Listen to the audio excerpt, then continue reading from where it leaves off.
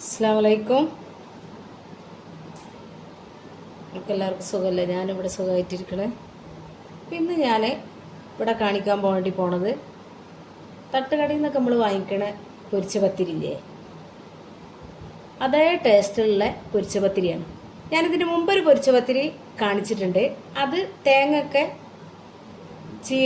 ചുവന്നുള്ളി, പിന്നെ തേങ്ങ, ചെറിയ ജീരകം ഒക്കെ ഒതുക്കിയിട്ടിട്ട് ഉള്ളൊരു പൊരിച്ച പത്തിരിയായിരുന്നു. പക്ഷേ ഇത് അതിന് തേങ്ങ ഇതൊന്നും ചേർക്കാത്തൊരു പത്തിരിയാണ്. അതിന് വേണ്ടിയിട്ട് ഇവിടെ ഞാൻ ഒരു 4 കപ്പ് വെള്ളം തിളപ്പിക്കാൻ വേണ്ടി വെച്ചിട്ട് അതിൽ പാകത്തിൽ ഉപ്പൊക്കെ ഇട്ട് വെച്ചിട്ട് തിളപ്പിക്കുകയാണ്. അപ്പം വെള്ളമൊക്കെ അടുപ്പത്ത് വെച്ച് അത് തിളച്ചിട്ടുണ്ട്. അപ്പം അതിലേക്ക് ഞാനിവിടെ ചേർത്ത് കൊടുക്കുന്നത് വറുത്തരിപ്പൊടിയാണ്. ഇപ്പം 4 കപ്പ് വെള്ളം വെച്ചിന്ന് കുറച്ച് വെള്ളം കൊണ്ട് മുക്കി വെക്കണം. അഥവാ വെള്ളം കൂടി പോകണ്ട. കുറഞ്ഞ് കഴിഞ്ഞാൽ നമുക്ക് വീണ്ടും ഒഴിച്ചു കൊടുക്കല്ലോ. കൂടി കഴിഞ്ഞാൽ പിന്നെ പൊടി ഇട്ടിട്ട് ഇങ്ങനെ കൂട്ടി കൊടുക്കേണ്ടി വരും. അപ്പം അത് ഉദ്ദേശിച്ചാണ് കുറച്ച് വെള്ളം മുക്കി വെക്കുന്നത്. അങ്ങനെ അതിന് വേണ്ടിയിട്ട് 250 ml മെഷറിംഗ് കപ്പിൽ ആണ് ഞാൻ പൊടി അളന്നെടുക്കുന്നത്. 1 കപ്പ് ഇട്ട് കൊടുത്ത് അതേപോലെ 1 കപ്പും കൂടി ഇട്ട് കൊടുക്കുന്നുണ്ട്. അതിട്ട് കൊടുത്തിട്ട് നല്ലതുപോലെ ഇളക്കി വാട്ടിയെടുക്കുക. അപ്പോൾ വെള്ളം നല്ലതുപോലെ തിളക്കണം. തിളച്ചിട്ട് നമ്മൾ പൊടി ഇട്ട് കൊടുക്കുക. ഇട്ട് കൊടുത്തതിൻ്റെ ശേഷം പൊടി ഇട്ട് കൊടുക്കുന്ന സമയത്ത് വേണമെങ്കിൽ ഒന്ന് കുറച്ചിട്ട് വെക്കാം. പിന്നെ അതേപോലെ തന്നെ കൂട്ടി കൊടുക്കുക. കൂട്ടി കൊടുത്തിട്ട് ഇതുപോലെ ഇളക്കിയെടുക്കുക.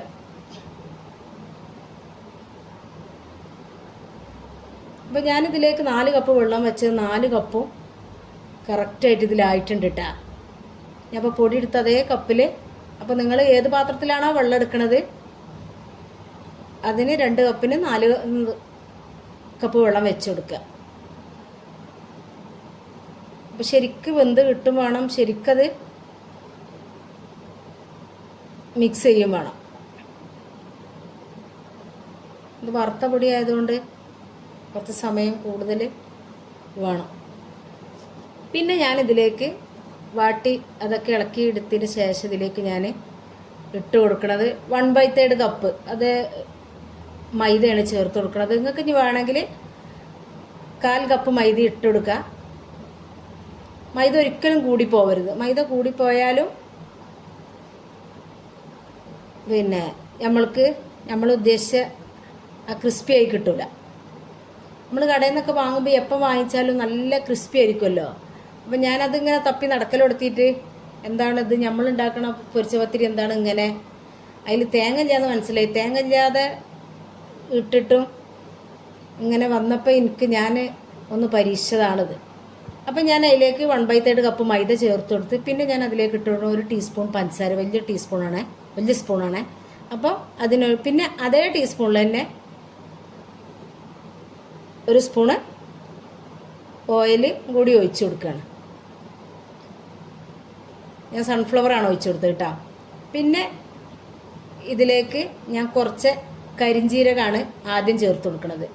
അപ്പം നിങ്ങളുടെ കയ്യിൽ കരിഞ്ജീരകം ഇല്ല എന്നുണ്ടെങ്കിൽ കുറച്ച് എള്ളുണ്ടെങ്കിൽ ചേർത്ത് കൊടുക്കുക. ഞാനിതിൽ ഇട്ട് കൊടുത്തത് കരിഞ്ജീരകമാണ്.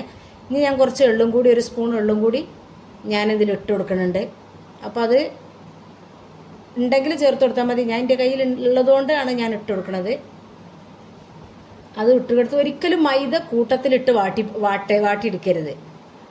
നമ്മൾ പൊടി ശരിക്ക് വാട്ടി കഴിഞ്ഞതിന് ശേഷം സ്റ്റൗ ഓഫ് ചെയ്തതിന് ശേഷം മാത്രമേ മൈദ ചേർത്ത് കൊടുക്കാൻ പാടുള്ളൂ. പിന്നെ ഇനി മധുരം ഒന്നും കൂടി കൂടുതൽ വേണ്ടവർക്ക് കുറച്ചും കൂടി 1/2 സ്പൂണും കൂടിയൊക്കെ വേണമെങ്കിൽ ഇട്ട് കൊടുക്കുക. ഇപ്പം ഞാൻ ഇട്ട് കൊടുത്ത് പത്തിരി വെറുതെ തിന്നാനും നല്ല ടേസ്റ്റ് ഇനി. പിന്നെ പൊടി നല്ലതുപോലെ ഒരു 5 മിനിറ്റ് വരെ ഞാൻ വാട്ടി വെച്ചതിന് ശേഷം മൂടി വെച്ചുകൊണ്ട് പിന്നെ ഞാനൊരു തട്ടിലേക്ക് ചെരിഞ്ഞിട്ട് അത് കുഴച്ചെടുക്കുകയാണ്. അപ്പോൾ നല്ലതുപോലെ കുഴച്ചെടുക്കണം. അതാണ് ഇതിൻ്റെ മെയിൻ ഒരു ഘടകം. അപ്പോൾ കൈ ചൂട് തട്ടാൻ പറ്റാത്തവരാണെന്നുണ്ടെങ്കിൽ വല്ല ഗ്ലാസ് എന്തെങ്കിലും വെച്ച് കുത്തി അങ്ങനെ ഒന്ന് ചൂട് തണിച്ചതിന് ശേഷം കുഴച്ചെടുക്കുക. അപ്പോൾ ഞാനിത് കൈ വെച്ചിട്ട് തന്നെയാണ് കുഴച്ചെടുക്കുന്നത്. കൈയൊന്ന് നനച്ച് ആക്കിയിട്ട് കൂടുതൽ വെള്ളം ചേർത്ത് കൊടുക്കരുത്. നമ്മൾ ഇതിൽ ഒഴിച്ച് വാട്ടിയെടുത്ത വെള്ളം കറക്റ്റാണ് ഇതിൽ. അപ്പോൾ കൈ പേരിനൊന്ന് തൊട്ടെടുത്താൽ മതി. ചൂടുണ്ടാവും, ചൂടുള്ളിലാണ് ഇടയ്ക്കിടയ്ക്കൊന്ന് തണുത്ത വെള്ളത്തിൽ കൈയൊന്ന് മുക്കിയിട്ട് വാട്ടിയെടുക്കൽ. അപ്പോൾ ഞാൻ എപ്പോഴും ഇങ്ങനെ നമ്മൾ കടകളിൽ നിന്നൊക്കെ പത്തിരിയൊക്കെ ചിലപ്പോൾ ഒരു ചായയൊക്കെ കുടിക്കുന്ന സമയത്ത് ഈ പത്തിരി തിന്നുമ്പോൾ അങ്ങനെ ആലോചിക്കലുണ്ട്, നമ്മൾ ഉണ്ടാക്കുമ്പോൾ ഇതിനെന്താ ഈ ഇത്ര ക്രിസ്പി ആയിട്ട് കിട്ടാതെ. കുറച്ച് നേരം കഴിയുമ്പോൾ തന്നെ അത് പറ്റ ഒരു തണുത്ത് ഒരു രൂപത്തിലായി വരും. അത് ആ ക്രിസ്മസൊക്കെ പോവും. അപ്പോൾ ഞാനിങ്ങനെ തേങ്ങ ഇടാതെ ഉണ്ടാക്കി നോക്കിയാലോ എന്ന് ആലോചിച്ചിട്ടാണ് ഞാൻ അങ്ങനെ ഒരു പ്രാവശ്യം ചെയ്ത്. ആദ്യം ഞാൻ ചെയ്ത് നോക്കിയത് റവ കൂട്ടിക്കാണ്ട് തേങ്ങ കുറച്ച് ഇട്ടുകൊടുത്ത്, അപ്പോഴും ശരിയായില്ല. പിന്നെ ഒരു പ്രാവശ്യം ഞാനിത് പറ്റ തേങ്ങ ഒഴിവാക്കി ഉണ്ടാക്കി നോക്കിയപ്പം അപ്പം ഞാൻ മൈദ അതിൻ്റെ കൂടെ ഇട്ടുകാണ്ട് വാട്ടിയെടുത്തേക്കായിരുന്നു. അപ്പോഴും എനിക്കത് ശരിയായി കിട്ടിയില്ല. പിന്നെയാണ് ഞാൻ ഇങ്ങനെ ചെയ്തത്. അപ്പോൾ ഇതിലിത് 100% എനിക്ക് ശരിയായിട്ട് കിട്ടി. അപ്പോൾ അതുകൊണ്ടാണ് ഞാൻ നിങ്ങളുമായിട്ട് ഇതൊന്നുകൂടി പങ്കുവെക്കാമെന്ന് ഉദ്ദേശിച്ചത്. അപ്പോൾ അത് ഞാൻ നല്ലതുപോലെ കുഴച്ചെടുത്ത് അത്യാവശ്യം കട്ടിയിൽ തന്നെയാണ് ഞാനത് പരത്തി കട്ട് ചെയ്യണത്. നമ്മൾക്ക് കടയിൽ നിന്നൊക്കെ കിട്ടുന്ന വലിപ്പം കട്ടി ഉണ്ടാവുമല്ലോ, അതേ വലിപ്പത്തിൽ. പക്ഷെ അത്ര തന്നെ വലുതാക്കിയിട്ട് നമ്മൾക്ക് വീട്ടിലെ കച്ചവടത്തിനുള്ളതല്ലേ, വീട്ടിലേക്കുള്ളതല്ലേ. അപ്പോൾ അത്യാവശ്യം കട്ടിയിൽ ഞാൻ ഓരോന്നായിട്ട് അങ്ങനെ കട്ട് ചെയ്തെടുക്കുകയാണ്. അപ്പം നല്ലതുപോലെ കുഴച്ചെല്ലാം ഇട്ടതിന്, എന്നെങ്കിൽ തന്നെ പത്തിരി നന്നാവുള്ളൂ. ഇല്ലയെന്നുണ്ടെങ്കിൽ ഇത് കട്ടി കൂടുതലുള്ളതുകൊണ്ട് നല്ല കുഴച്ചെന്നെങ്കിൽ മാത്രമേ നമുക്ക് അതിൻ്റെ ഉള്ളും പുറവും ഒരുപോലെ വെന്ത് കിട്ടുള്ളൂ. ഒന്ന് പിന്നെ അത്യാവശ്യം സമയം എടുത്തിട്ട് വേവിക്കേണ്ട ഒരു സംഭവമാണിത്. പെട്ടെന്നൊന്നും വേഗം ഇത് ആണ്ട് തിളച്ച എണ്ണീക്കാണ്ട് ഇട്ടെടുത്താണൊന്നും കോരിയെടുക്കാൻ വേണ്ടി പറ്റൂല. അപ്പം അതിൻ്റെ പുറം ഭാഗം മാത്രം കളറ് മാറുള്ളൂ, പിന്നെ ഉൾഭാഗം വെന്ത് കിട്ടൂല. അപ്പോൾ അത് ശ്രദ്ധിക്കണം. പിന്നെ ഇതിൽ നമ്മൾ പൊടി വാട്ടുമ്പോൾ ഒന്നും കൂടി കളർ വ്യത്യാസം വേണം എന്നുള്ളവർക്ക് ശകലം മഞ്ഞൾപ്പൊടി ചേർത്ത് കൊടുക്കട്ടെ. ഞാൻ മഞ്ഞൾപ്പൊടി ചേർത്തിട്ടില്ല. പിന്നെ അപ്പോൾ അത് വേണ്ടവർക്ക് അങ്ങനെ ചെയ്യാം. പൊടി ഇട്ട് കൊടുക്കണ കൂട്ടത്തിലോ അല്ലെങ്കിൽ വെള്ളം തിളപ്പിച്ച് വെക്കുന്ന സമയത്ത് ഒഴിച്ച് കൊടുക്കുക. അപ്പോൾ ഇതിൽ ഞാൻ നല്ല ജീരകം, ചുവന്നുള്ളി, തേങ്ങ ഇതൊന്നും ചേർത്തിട്ടില്ല. കരിഞ്ജീരകം, എള്ള് ഇത് മാത്രമേ ചേർത്തിട്ടുള്ളൂ. അപ്പോൾ നിങ്ങളും ഇതുപോലെ ഇതൊന്ന് ഉണ്ടാക്കി നോക്കുക. ഉണ്ടാക്കി നോക്കിയിട്ട് ഇതിൻ്റെ ഫീഡ്ബാക്ക് അറിയിക്കുക. അപ്പോൾ അങ്ങനെ ഞാനൊരു 3-4 പ്രാവശ്യമായിട്ട് പരത്തി അങ്ങനെ എടുക്കുകയാണ്. എടുത്ത് അത്യാവശ്യം അളവിൽ കിട്ടിയിട്ടുണ്ട്. പക്ഷെ ഞാനാകെ 15 പത്തിരി മാത്രമേ പൊരിച്ചെടുത്തിട്ടുള്ളൂ. ബാക്കിയെടുത്ത് ഫ്രിഡ്ജിലെടുത്ത് വെച്ചിരിക്കുകയാണ്. അപ്പം എൻ്റെ ഈ വീഡിയോ നിങ്ങൾക്ക് ഇഷ്ടപ്പെടുകയാണെന്നുണ്ടെങ്കിൽ ഒരു ലൈക്ക്, കാണുമ്പോൾ തന്നെ ഒരു ലൈക്ക് ഒന്ന് സപ്പോർട്ട് ചെയ്യണേ. നിങ്ങളെ ലൈക്ക് ഉണ്ടെങ്കിൽ മാത്രമേ നമുക്ക് മുന്നോട്ട് പോകാൻ പറ്റുള്ളൂ. അപ്പോൾ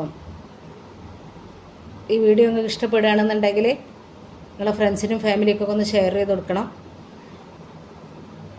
സബ്സ്ക്രൈബ് ചെയ്യാതെ ആരെങ്കിലും കാണുന്നുണ്ടെങ്കിൽ പ്ലീസ് ഒന്ന് സബ്സ്ക്രൈബ് ചെയ്തും കൂടി സപ്പോർട്ട് ചെയ്യണേ. ലൈക്ക് അടിക്കാൻ മറന്നു പോലിട്ടോ മക്കളെ. വീഡിയോ കാണുമ്പോൾ തന്നെ ആ ലൈക്ക് ഒന്ന് തന്നിട്ട് പോണേ. അപ്പോൾ അങ്ങനെ ഓരോന്ന് മുറിച്ചെടുക്കണത് പിന്നെയും അടുത്തതിൽ കൂട്ടി പരത്തി അങ്ങനെ മുഴുവനായിട്ട് ഞാൻ പരത്തി കഴിഞ്ഞതിന് ശേഷമാണ്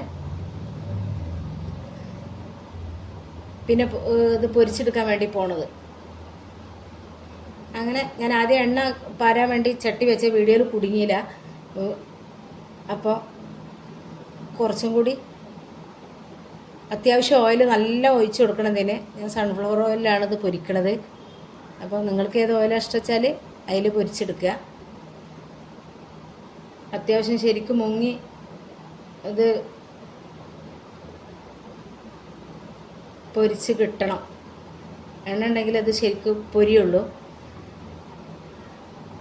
അപ്പോൾ നല്ലതുപോലെ എണ്ണ നല്ലതുപോലെ ചൂടാകണം. ചൂടായിട്ട് പിന്നെ മീഡിയത്തിലേക്ക് ഇട്ട് കൊടുക്കുക. അപ്പം ഞാനിതിൽ 4 പത്തിരി തോതിലാണ് പൊരിച്ചെടുക്കുന്നത്. ഒരു 1.5 മിനിറ്റ് കഴിഞ്ഞതിന് ശേഷമാണ് ഞാൻ ആദ്യത്തെ ഇത് മറിച്ചിടുന്നത്.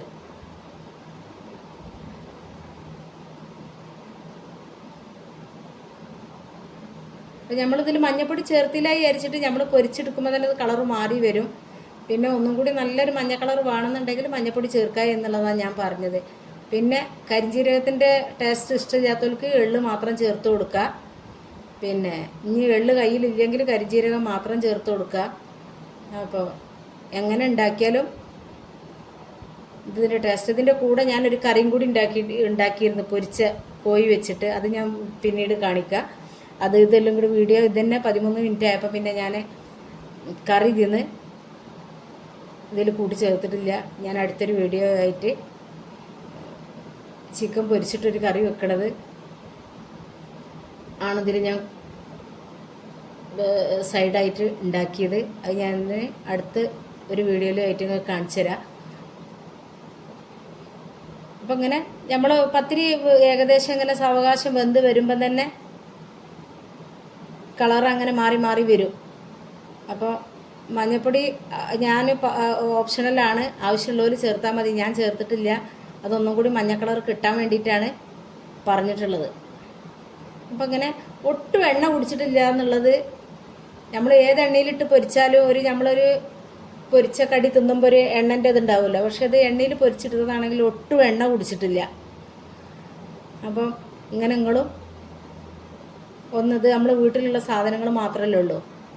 ഏത് വൈകുന്നേരം ചായക്ക് പറ്റും, ഇനി രാവിലത്തേക്കാണെങ്കിലും പറ്റും, നമുക്കൊരു പാർട്ടിയിൽ ഉണ്ടാക്കാൻ അങ്ങനെയൊക്കെ പറ്റും. ഇത് തേങ്ങ ചേർക്കുമ്പോൾ തിന്നാൻ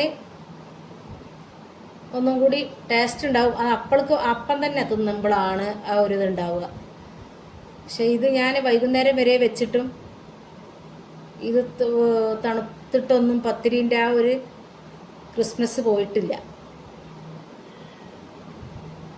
അതുകൊണ്ടാണ് ഞാൻ നിങ്ങളോട് ഇത്ര ധൈര്യത്തിൽ ഇങ്ങനെ ഉണ്ടാക്കിയാൽ എപ്പോഴും നല്ല ക്രിസ്പി ആയിട്ട് തന്നെ ഉണ്ടാവും എന്നുള്ളത് പറയണത്.